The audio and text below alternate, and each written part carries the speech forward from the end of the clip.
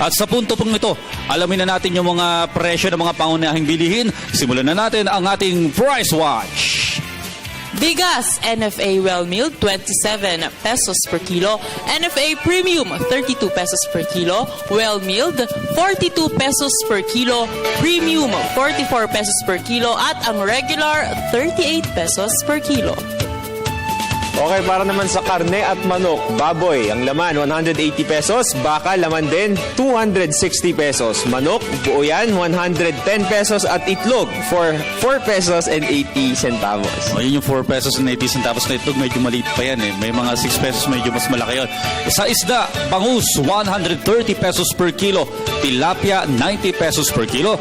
Gigi, galunggong, 120 pesos per kilo. Ang bawang, 100 pesos per kilo. Sibuyas, 40 pesos per kilo. Luya, 150 pesos per kilo. Ang repolyo, 50 pesos per kilo. Talong, 40 pesos per kilo. At ang carrots, 60 pesos per kilo.